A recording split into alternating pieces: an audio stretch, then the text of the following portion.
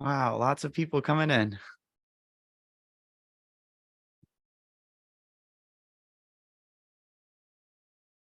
Including my dad. Hi, Dad. Love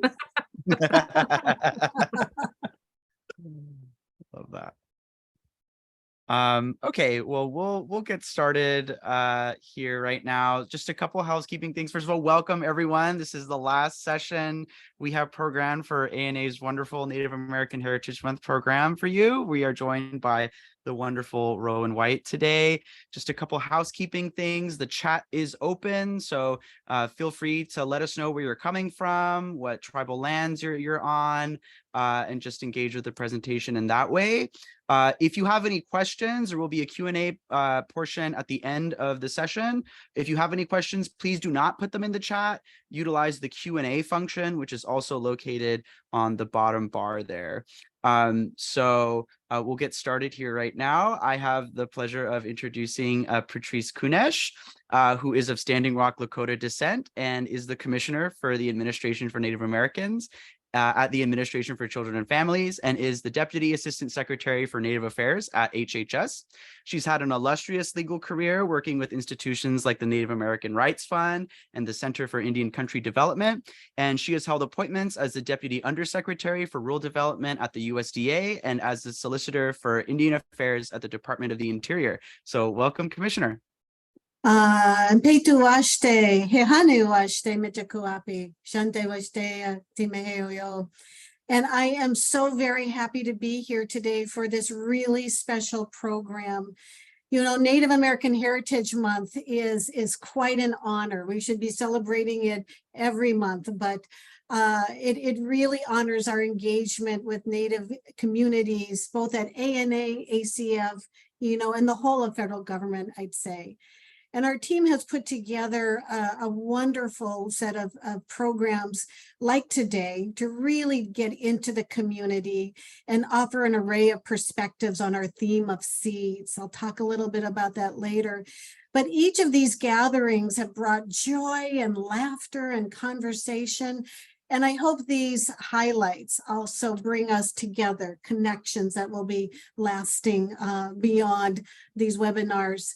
So now I am really pleased to introduce Larry Handerhan, my colleague, the Deputy Assistant Secretary for Management at the Administration for Native America, the Administration for Children and Families. We'd love to have you, Larry, at ANA.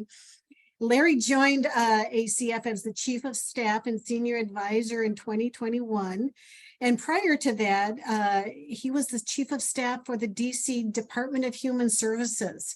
It's an agency responsible for administering public benefits and ending homelessness and delivering anti-poverty programs. He's just a phenomenal advocate for all Indian affairs at ACF and HHS. So we'll be Larry for joining us today. Commissioner, I am so pleased to be here. I want to thank you and your team for putting on this series. I'm going to reflect a little bit on how far we've come, but the Commissioner mentioned I've been here for about 3 years, and I'll just start by saying this has been the most substantive and engaging and dynamic programming that we've had for Native American Heritage Month since I've been here. That's all I can speak to specifically, but also some of the best programming overall that I've ever experienced in my career has been at ACF in the past couple of years. And I think especially having your leadership, Commissioner, and the team that you lead and are building, I feel very lucky because we have a lot of work to do. We also have a lot to celebrate and to share. And so, you know, when I think about what this month has meant for ACF and the staff and the people we serve, it's been full of incredibly moving and insightful and inspiring stories and storytelling. The speakers that we've had join have reflected the richness of Native American culture. And you know, just looking back on who we've had, it's you know, I can't wait to round this out with Rowen White. But we've had Dr. Karina Walters, who talked about ancestral love to create healthier communities. We had Dakota author Diane Wilson, who talked about historically informed storytelling. We had Dr. Melissa Lewis, director of the Little Cherokee Seeds Program. And then today we get to hear from James Beard Award winner and seed keeper Rowen White, all very much on theme, as the commissioner mentioned, and really just such an opportunity for us here. You know, when you think about the diversity of work that ACF leads every day in the communities that we serve, I think it's just a really special opportunity to reflect and deepen our understanding of what each of those communities are and what the work that we do is contributing to. I think that really broadening perspectives is how you do hard work well, understanding that, you know, one size does not fit all, understanding that our commitment to advancing health and well-being has to be grounded in place and people. And I'm so appreciative that we are bringing programming that matches that ambitious goal. So as we reflect on all the stories that have unfolded, I just hope that we can carry those stories forward, carry the lessons learned forward, and deepen the connections that we've started to make and will continue to make. Again, I want to really just extend my gratitude and the front office of ACF's gratitude to our incredibly distinguished speakers, to everyone who's joined these sessions, and to the ANA team for making it happen. I hope that we can carry the spirit of Native American Heritage Month forward. This is just 1 month, but the work is absolutely critical to the leadership of ACF, the leadership of ANA, and truly the leadership of all of our programs here. We cannot do this work without our incredible partners on the ground. So I just want to say thank you. We have an ambitious agenda ahead of us every day, and I'm just so thankful to have this group of people be a part of it. Back to you, Commissioner. Oh, thank you so much, Larry. And truly, I appreciate your leadership, your inspiration, and just your positive forward vision for our work together. And thank you for joining us. So now it gives me great pleasure to introduce Rowen White, who I've known since she was a little girl, when her parents and I worked together at the Native American Rights Fund in Boulder, Colorado. So I know Rowan as Rowie, and she's given me permission to call her Rowie.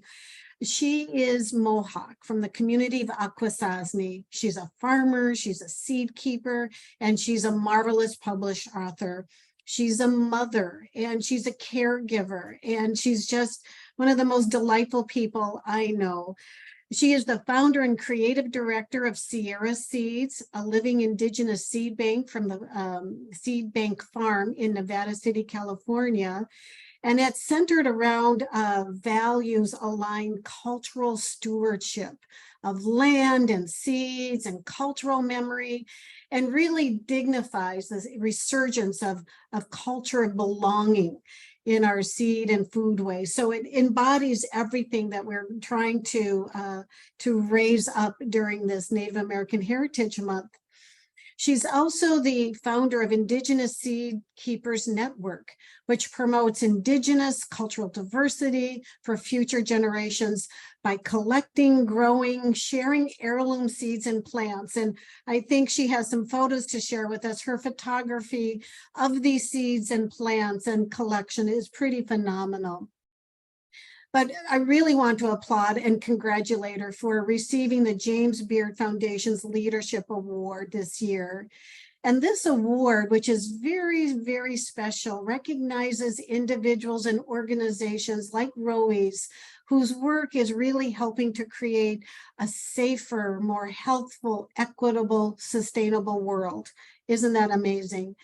In her remarks accepting this award, Rowie said this: I received this on behalf of the grand lineage of the Mohawk seed keepers and farmers who kept our precious seeds alive in the face of countless adversities, so that a living descendant like myself could learn from these seeds and cultural teachings, and in turn, share these embodied teachings with the next generation of Indigenous farmers. It gives me chills to say that. So Rowie, it's so good to see you. Congratulations again on your award. We're just really thrilled to have you today. Well, thank you, Patrice. It's wonderful to be here. I'm going to go ahead and share my screen so I can bring into the space all of these beautiful photos of our seed relatives. So I'm going to go ahead and do that. If you just want to give me a thumbs up that you can see the slides. So Yep, all good. great. Perfect. Well, Sego, Sewa Guego, Ganyet Daho Yungyats. It's so good to be here. I just introduced you in my Indigenous language of Ganyet Geha or Mohawk. As Patrice mentioned, I'm from a small community from, right on the New York Canadian border called Akwesasne, although again, I was raised in Colorado and other places. So here I'm going to talk about the cultural dimension and reflection of biodiversity and the contributions that Indigenous peoples have made to the landscape of critical biodiversity in the face of climate change. But first, I would be remiss to not acknowledge my ancestors and bring them into this space. Those people, my great-grandfather Alex White, my is on the screen in the suspenders, and my grandfather Lincoln White there with the sheep, who is standing on our family homestead at Akwesasne.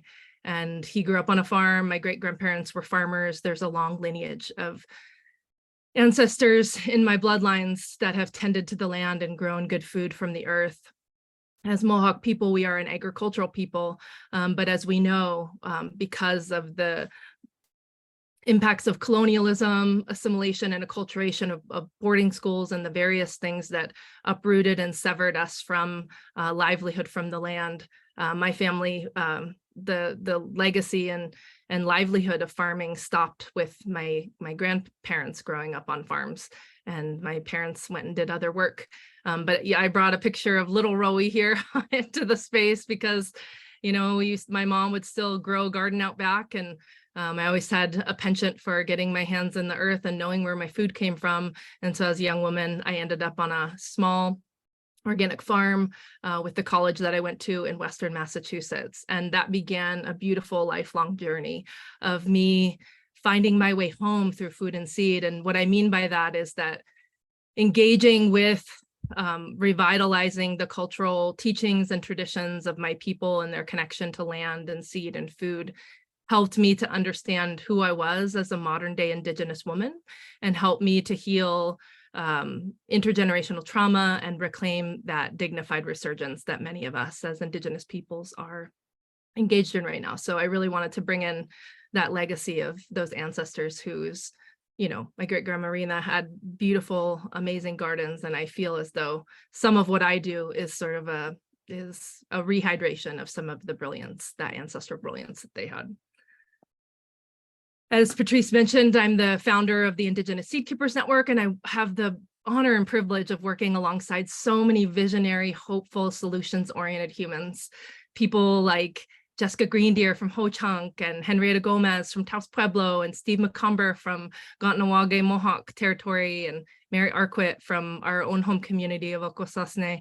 So many people. We have an intertribal seed network that spans across Turtle Island and North America, that's working diligently to be that generation who is the continuation of that generational stewardship of seeds and land and cultural memory.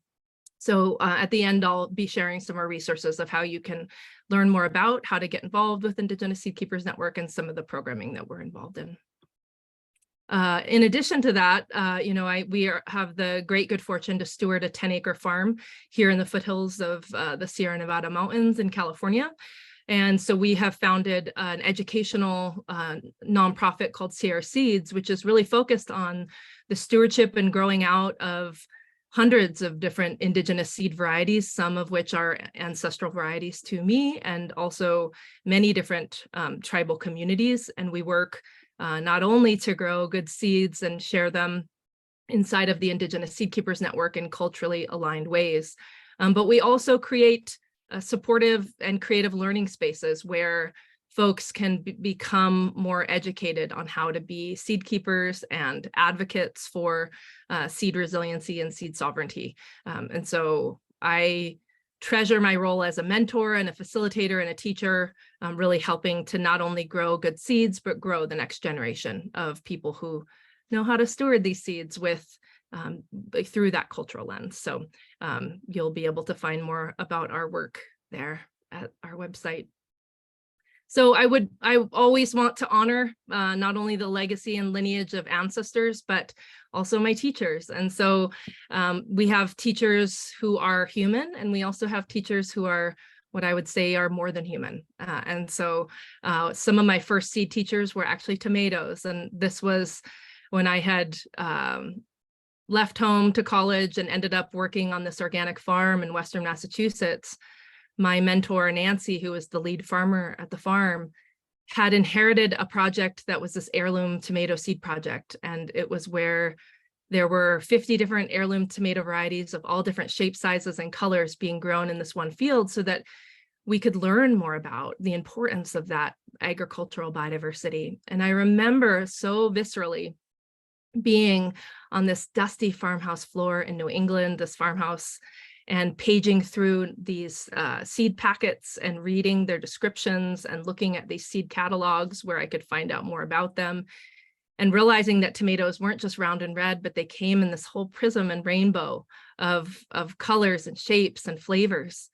But not only that, there was this doorway of acknowledging and realizing that seeds not only were diverse, but they had a legacy and lineage with humans, right? So these tomatoes had stories of some of them being from Meso and Central America and being picked up by conquistadors and explorers and being brought back to Europe, to places like Spain and Italy, where you could hardly imagine the Italian cuisine without the tomato in it, right? And that these same tomatoes were stewarded for multiple generations there, even though they're an indigenous food crop, and then brought back across the Atlantic Ocean to Ellis Island generations later, because those immigrants wanted to keep a taste of home with them, right? That they wanted to bring a little piece of their homeland and their world with them to remember the flavors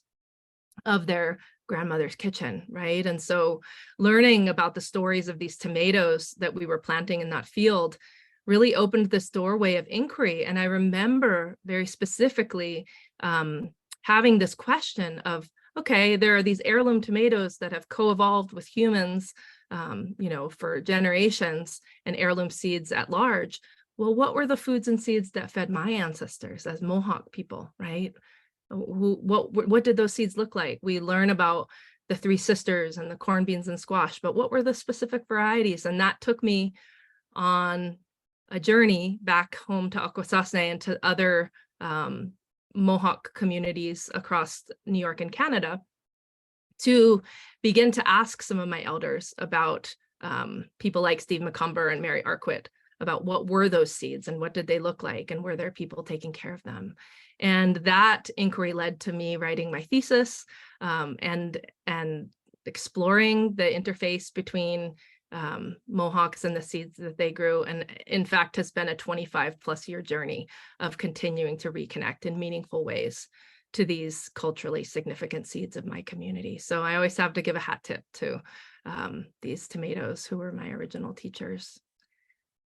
When I found myself on that land in Western Massachusetts, the land became a fertile root and foundation to my own personal journey of what in many Indigenous communities we're calling rematriation, which is a way that we're reconnecting to the land, the way that we're reconnecting to seed, to water, to our cultural traditions, a way of coming home, right? A way of in the face of the countless atrocities of the colonial project here in North America, the ways in which we're picking up the pieces of our cultural traditions and re-engaging them in meaningful ways in the moment.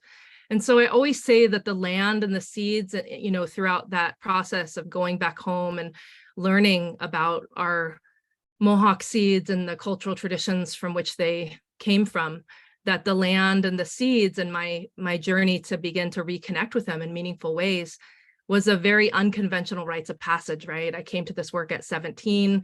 I kind of came of age in a way, really finding a sense of purpose and place through my relationship to agricultural work through an ancestral and cultural lens. So I have a lot of appreciation for this work.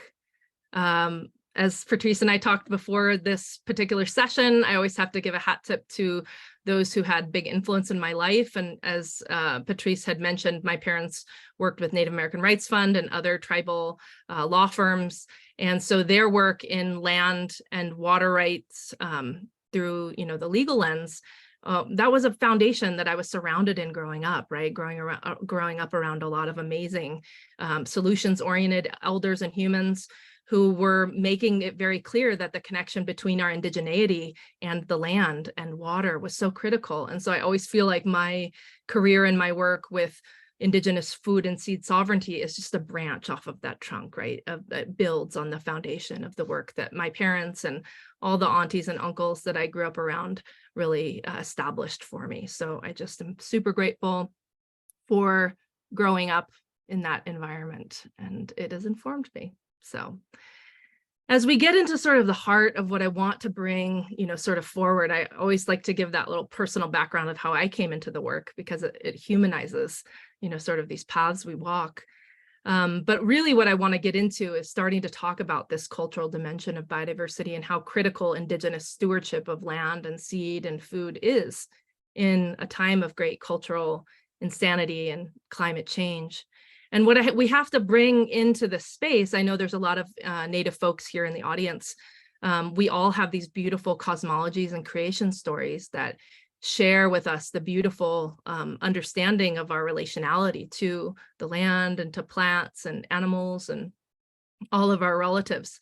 And what's really important is that as I began to learn from elders in our Mohawk community and the wider Haudenosaunee community, and then eventually with other tribal communities who are doing this seed sovereignty work, there was a thread of continuity, which is that we are, in our creation story as Haudenosaunee people, we actually see ourselves as lineal descendants of the traditional seeds and foods that are in our ancestral bundles, because when Sky Woman originally came to, what we now know as Turtle Island, clutching a handful of seeds in her hand and falling into this great watery abyss, she landed on this back of the turtle and began to sing the world awake. So she was one of the original seed keepers and one of the original seed sowers on the land. And as she began to sing this world awake and sow those seeds and everything began to grow, she was with child, and soon she bore a child and who was a girl, and they too, both these original ancestors, these original women, were singing the world awake, right? And then soon as time goes by, this is a completely abridged version of our creation story, but her daughter comes pregnant with twins by way of the west winds. And when she gives birth to those twins, one named Flint and one named Sapling, she dies in childbirth because of the way that Flint came through her armpit. And in her dying breath, she talks about how the foods that would continue to sustain her babies and the rest of her descendants would grow from her body, and the corn grew from her breasts, and the beans grew from her hands, and the squash grew from her belly button as like an umbilicus, and many other plants, including strawberries and tobacco and original sunflowers and potatoes. And so in that way, it's not a metaphor when we say these are our seed relatives. We are actually lineal descendants of our traditional seeds. And so part of this work in Indigenous Seed Keepers Network, because there are many cosmologies and cosmogenealogies like this in all of the different tribal communities across Turtle Island, part of this is restoring that relationship to those seeds in that way in our work. So we take a real cultural approach. In Haudenosaunee world vision and worldview, our ceremonial cycles are our food cycles, right? So we have a calendar of ceremonies, and those are a mirror of our food cycles. In a lot of ways, we see we pay homage to those plants in many of our cultural traditions, and people say that we dance in our longhouse the same way that beans dance around corn. So beans always grow counterclockwise around a trellis. This is a sunflower stalk with a bean vine growing up it. And so in the longhouse, they're always dancing counterclockwise. So there's a lot of ways in which our connections to these seed and food plants are seen throughout our cultural traditions. Getting to the heart of what we want to talk about today is looking at why is Indigenous seed and food sovereignty work so important, right? Well, as we know, seeds are a reflection of the people who carried them and care for them and steward them and tend them. This is a picture of the Haudenosaunee Seed Society. That this picture was taken many years ago in the Onondaga Longhouse in just outside of Syracuse, New York. And this is a group of foresighted elders, and it's intergenerational, of people who are really dedicating their lives to continuing to steward seeds of our ancestors and keep those cultural traditions alive, because we know that our lives are dependent upon those seeds, because food sovereignty is so critical to our sovereignty as Indigenous humans. But there is a very cultural dimension of biodiversity. Here's a beautiful picture of, you know, dozens of different bean varieties that have so many different shapes and sizes and colors here on the screen.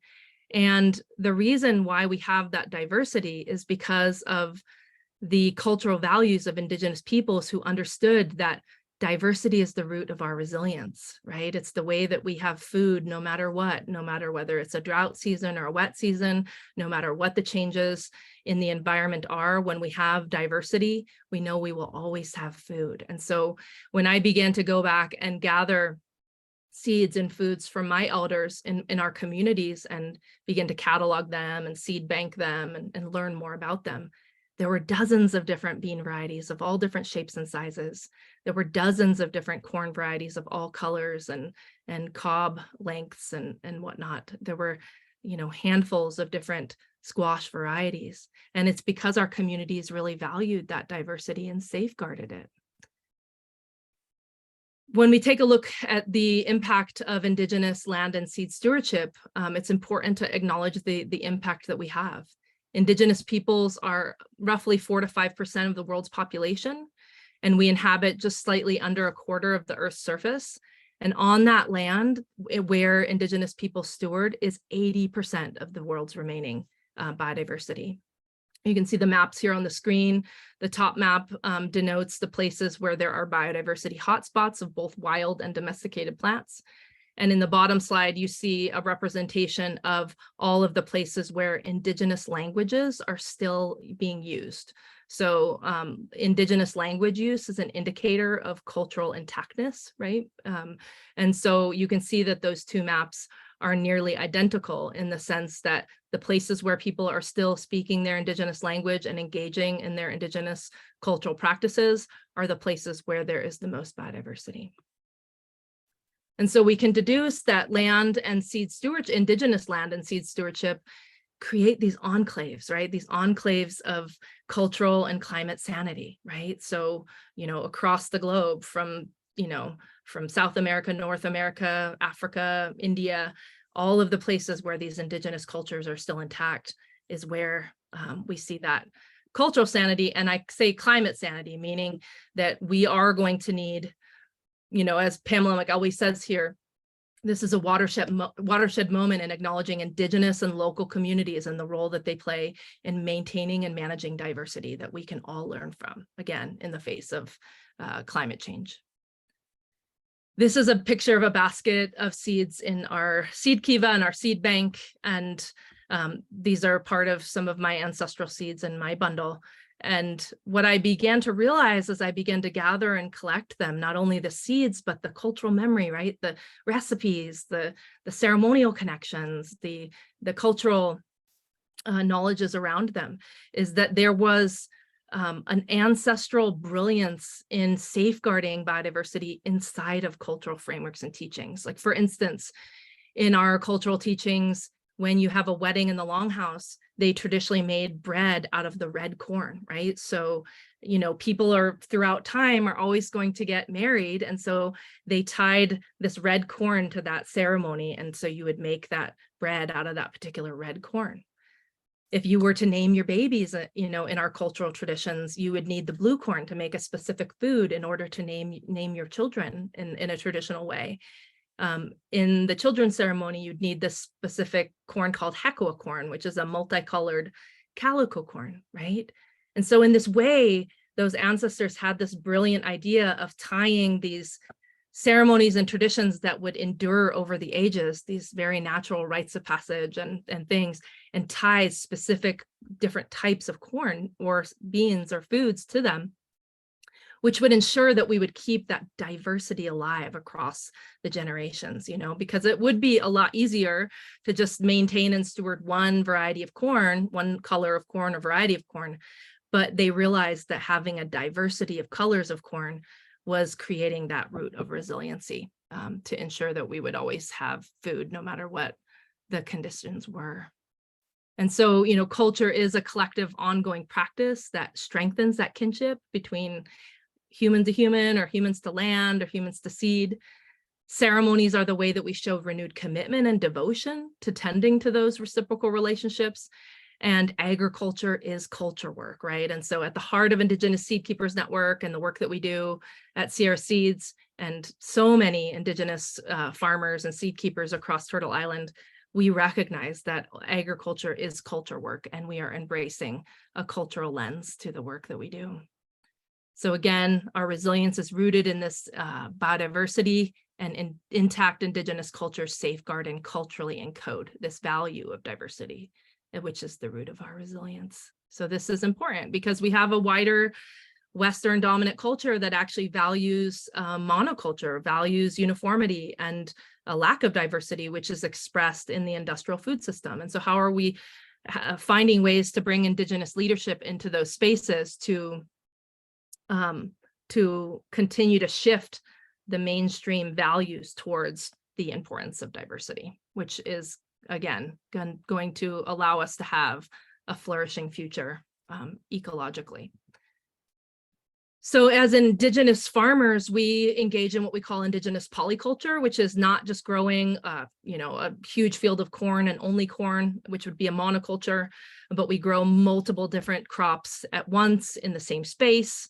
And not only that, but it connects and cultivates this connection between domesticated gardens and the fertile wild edges of all those important wild plants that are important for not only humans, but for pollinators and animals and other of our kin. And so these gardens become enclaves of diversity that are safeguarded by cultural practices. When I was going back to my home community all those years ago and was learning more about our heirloom and heritage seeds, I found an old book in a library called Iroquois Foods and Food Preparation and found this old plate, this old picture of seeds that had been gathered in our community around 1905. And what I realized, I actually printed that page out and was using it to show to elders in Haudenosaunee communities across New York and Canada. And people would bring out these coffee cans and baby food jars off of dusty shelves and would show me, oh, I have that corn, or I know so-and-so and they have that corn, and would send me on a whole scavenger hunt. And what I ended up finding out is that the poster here on the right-hand side of my screen is an educational poster that was done by one of my elders, Steve McCumber from Ganawage, to showcase the beautiful diversity of our seeds for educational purposes in the classroom. And so what I realized is that over that 100+ years from when FWA had come into our Mohawk communities to look and learn from farmers and cooks and community members, that we had retained that amazing diversity across a century that was incredibly, you know, so much cultural upheaval. I'll just leave it at that. And so it shows you the Indigenous resilience and the connection to these seeds as an important part of who we are as a people. It is, you know, and this is a quote by Martin Prechtel. He says, "It's not enough to save heritage seeds, but the culture of those people to whom each seed belongs to must be kept alive along with the seeds and cultivation, not in freezers or museums or, you know, global seed vaults in the Arctic North, but in the soil of our daily lives. And so that is really what our work at Indigenous Seed Keepers Network is committed to, is keeping the seeds alive, as well as that intergenerational cultural connection to those seeds. When we talk about Indigenous food sovereignty, it is that reconnection to all the ways in which Indigenous peoples were in service to gathering and growing and cultivating food for their communities. And so our work is rooted in this idea of sovereignty. Indigenous polycultures are often called three sisters in North America, the corn, beans, and squash, but they go beyond the diversity of these three crops. We see a diversity of different plants, in the garden, where we have the corn, beans, and squash alongside all kinds of other varieties of food that would be grown in here, both wild and domesticated. We see the diversity along the edges and the pathways in our Indigenous gardens, where we have wild weeds that support pollinators and all kinds of animals and birds, habitat, insects, all of that. And then we have diversity along the forest edges, right? So there's a way in which the garden is just a part of a larger ecosystem. And that forest is also a type of agriculture that in many Indigenous communities, it wasn't just the planted annual gardens that were part of our foodways, but it was the way in which we managed the forest and the grasslands and other wild spaces for food in that way. And so, there's this continuum and this whole landscape of diversity when Indigenous peoples are engaging in stewarding the land. Let's see here. This is just a couple pictures from our garden. Again, it doesn't have to be just corn, beans, and squash. We can include all kinds of different plants in our Indigenous polycultures in the modern day. We have beautiful gardens that are multi-leveled and multi-tiered, where we not only feed ourselves and our community and grow seeds for a wider community, but we also feed the pollinators and all the other insects that are beneficial to the environment. What we have to remember is that when it comes down to seeds, and now I'm going to bring into the space some just examples of beautiful communities that are doing this work. Seeds are not one size fits all. It matters what you plant in your garden, and Indigenous seed keepers are helping to keep these seeds alive.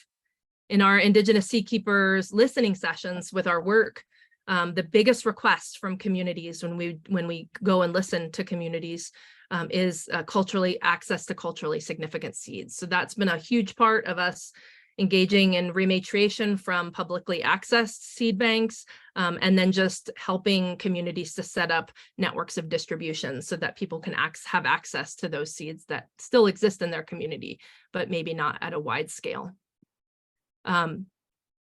We talked a little bit about heirloom seeds, and so the definition of them is that they're seeds that have been passed down from generation to generation inside of communities where they have cultural significance and stories and recipes, and they're a part of that cultural inheritance, just like a quilt or a basket or anything that would be handed down from generation to generation.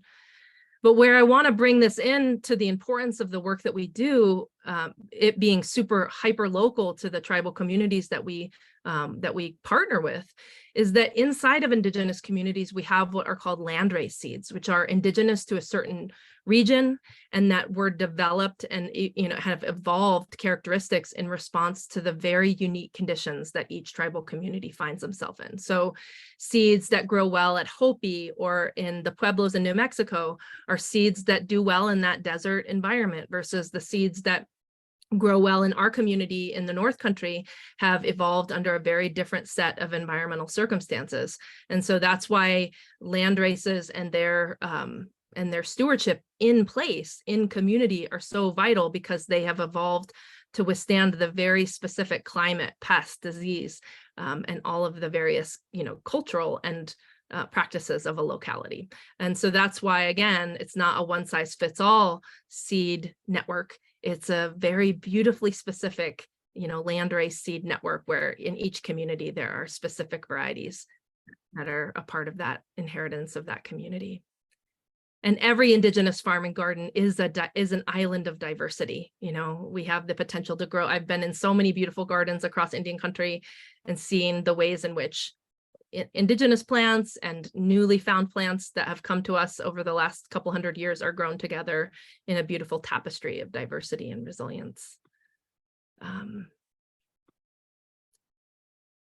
You know, and so part of this is seed keeping and really teaching people about the importance of, you know, keeping these seeds alive inside of those traditional polyculture, those three sisters planting systems. It's critical that they're saved, you know, for those specific reasons inside of that cultural planting system.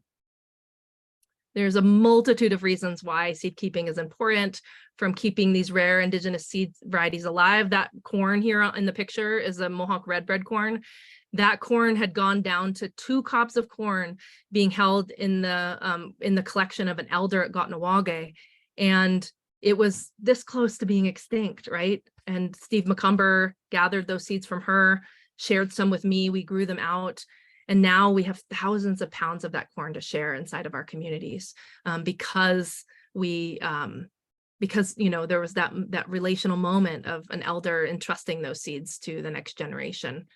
In that, we create legacy with cultural memory that, you know, through those intergenerational relationships, we uphold our spiritual and cultural agreements with the seeds. Again, there's so many cultural teachings of the reciprocity that humans and seeds have had since the dawning of time. You think about back to that original Sky Woman and that contribution of those original foods, and, you know, plants said that they would take care of us, and humans said we would take care of those plants, and that's called agriculture, right? And part of this work is revitalizing a culture of reciprocity in our foodways, which is a foundational value in Indigenous communities, right? And again, there's aspects around the importance of seed sovereignty as it relates to our food sovereignty as a political and economic, you know, reasoning. And all, you know, there's so many layers to why this is vitally important for us as Indigenous peoples. So we advocate for strong Native nations through increasing seed and food resiliency. We all knew that there was there's a long legacy of food insecurity in Indigenous communities. And so you can't be truly sovereign if you can't feed yourself as a Native community. And so these are slides from some trainings that we do, train the trainers on getting people to think about how much seed does it take to feed our nations? What is the state of seed in our community? And how can we grow that resiliency in our communities?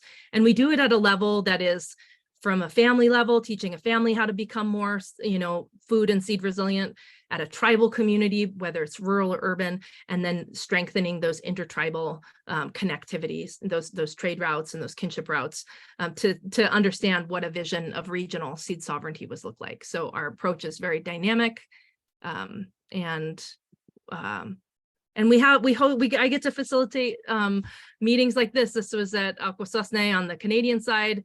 This was in February 2020, where we had a listening session with our community to honor their unique vision and autonomy to develop their own seed hub model that would be a reflection of their community.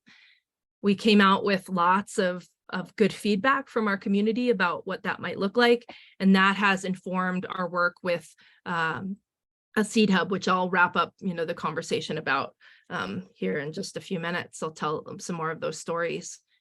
We're engaged in seed resiliency mapping in our communities, where we are just getting people to understand how seed secure are we in our communities, and how can we build blueprints that help us to increase seed access in our communities and make our community more seed resilient. So we're asking questions and looking at interconnected key factors that help us determine the health of seed security in a community, what makes a community seed resilient, and how can we increase that through capacity building and technical assistance through our network. So, you know, that listening session that I had shown you before led directly to the development of the Akwesasne Seed Hub, which is a cooperative seed hub paired with an Indigenous language and culture immersion school in our community called the Freedom School. We raised over $4 million to establish a 160-acre farm plus a beautiful building that's a living classroom for students in our community, to create that intergenerational space for legacy of those cultural teachings. Because when I got into this work back when I was, when I was 17, coming home and talking with elders in our community, there were very few young people at that time who were interested or understood the importance of food and seed sovereignty. And in the last 2 decades, we've seen an amazing resurgence of young people wanting to get involved in the Indigenous food sovereignty movement, which is so critical to have that intergenerational connection. And so it's just a really, really beautiful thing to witness, that just in a couple decades that we're seeing that this is an important and vital movement. I get the opportunity to work with folks like Deb Echohawk at Pawnee, where they're restoring a clan-based cultural seed hub, being able to distribute seeds and foods in their community. I get to work alongside folks in the Southwest. We have Indigenous Seed Keepers Network has like little hubs in different parts of the country. So there's the Southwest Intertribal Seed Network. We got to meet at the Santa Clara Pueblo last year to host a listening session to really think about what does seed resiliency look like in that intertribal region. And again, reuniting people with our sacred seeds. We've been partnering with the Seed Savers Exchange, which is the largest public access seed bank in the country, located in Iowa. We have partnered with them to uncover the indigenous seeds that exist in their large collection and begin to rematriate those seeds back home into indigenous communities to fill that need of people reconnecting with culturally significant seeds that they may have been disconnected to because of the impacts of acculturation, assimilation, displacement, etc., cultural upheaval.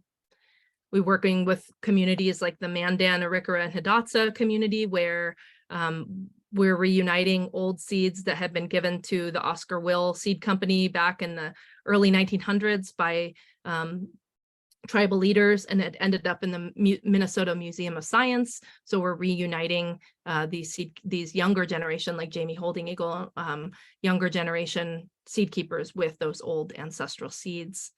Same is true with our work with the Meskwaki tribe, connecting them with the Field Museum, where there's a whole collection of seeds that were gathered decades ago by William Jones. All kinds of cultural knowledge, language, and seeds held in that collection.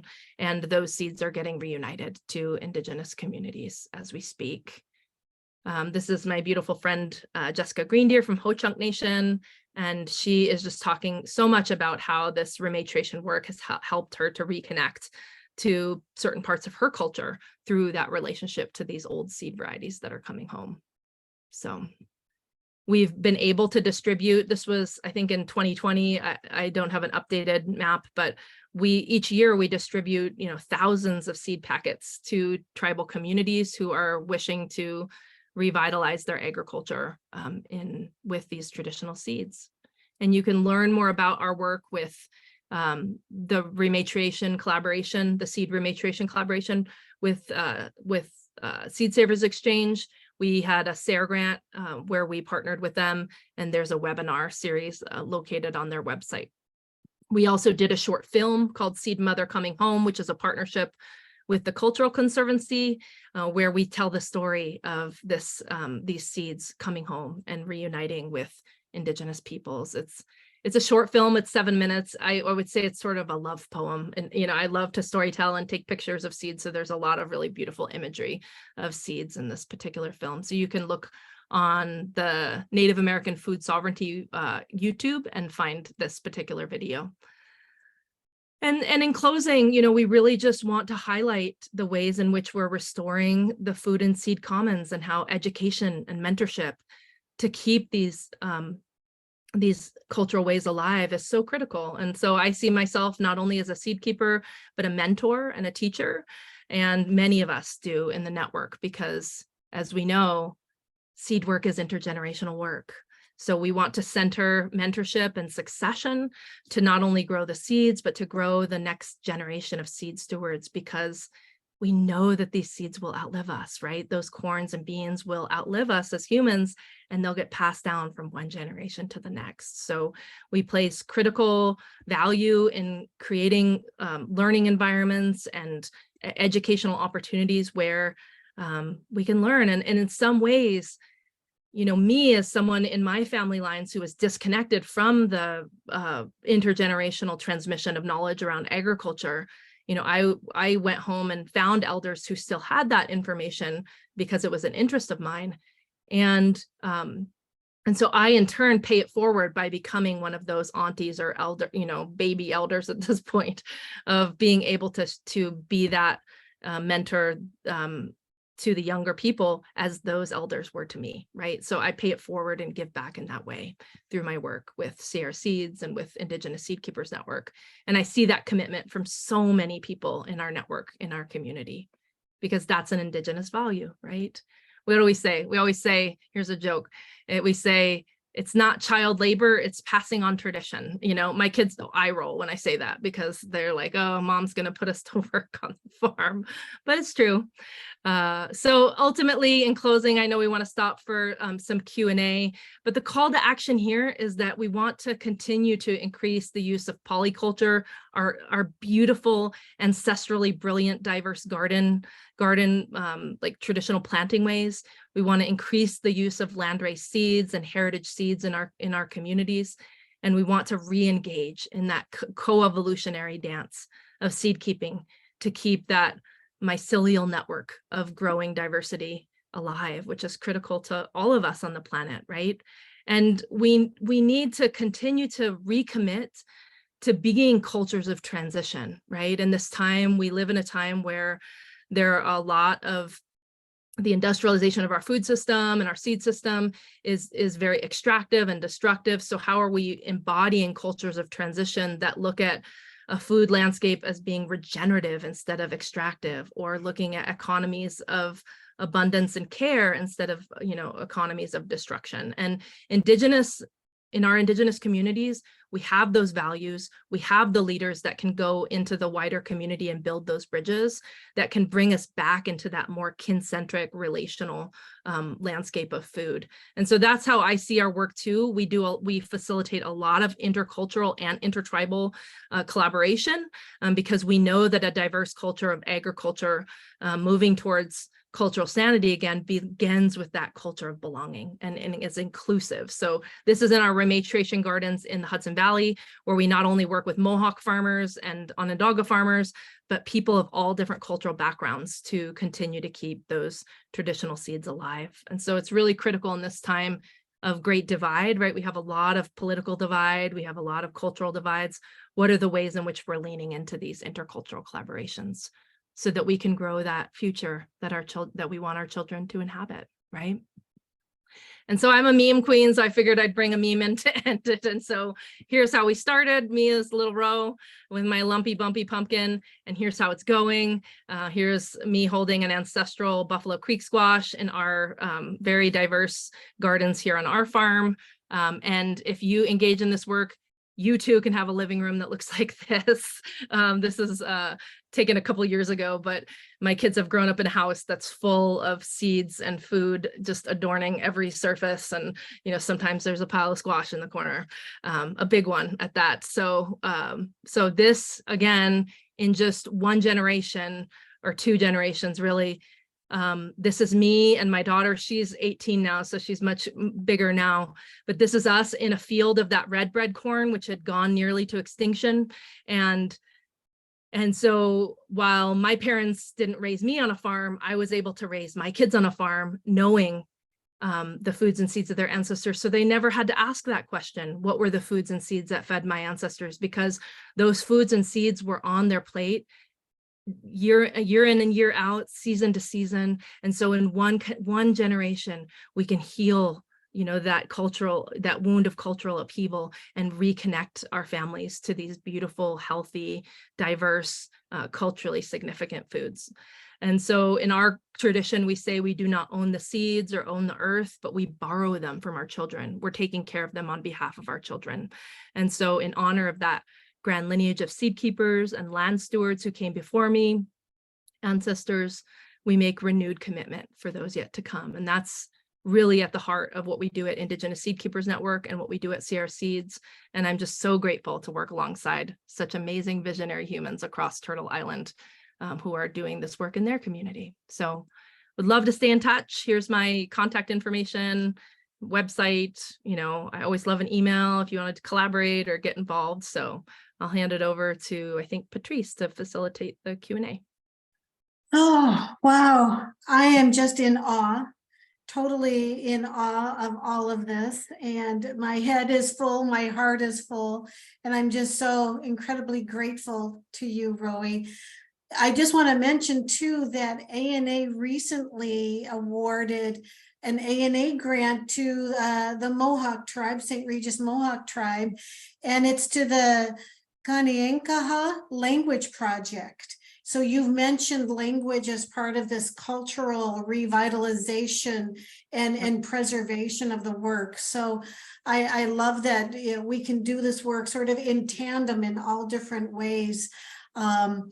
I also just wanted to mention an experience I had up in Alaska with an Alaskan Native elder who was visiting a root cellar in Bethel, Alaska.